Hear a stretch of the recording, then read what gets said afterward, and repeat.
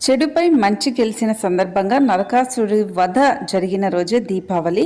ఈ రోజున అంటే 700 ఏళ్ల తర్వాత ఈ రెండు రాజయోగాలు రాబోతున్నాయి. ఈ రాశులకు అద్భుతంగా ఉంటుంది. 700 ఏళ్ల తర్వాత అంటే 700 ఏళ్ళు గడిచిపోయిన ఆ సంవత్సరాలు గడిచిన తర్వాత అనేది గుర్తుపెట్టుకోండి. ముందుగా తులారాశి వాళ్ళకైతే దీపావళి నుంచి మంచి రోజులు ప్రారంభమవుతున్నాయి. గతం కంటే దీపావళి తర్వాత ఆర్థికంగా బాగుంటారు. రుణ సమస్యలు తగ్గుతాయి. దాంపత్య జీవితం బాగుంటుంది. విదేశాలకు వెళ్ళాలనే కళలు కూడా నెరవేరుతాయి. నవగ్రహాలకు పూజించండి.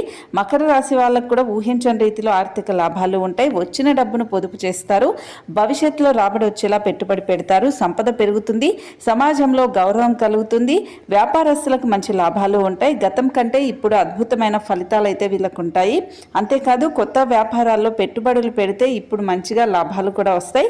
ఇక వృషభ రాశి వాళ్ళకు కూడా కోరిన కోరికలన్నీ నెరవేరుతాయి. న్యాయ సంబంధిత కోర్టు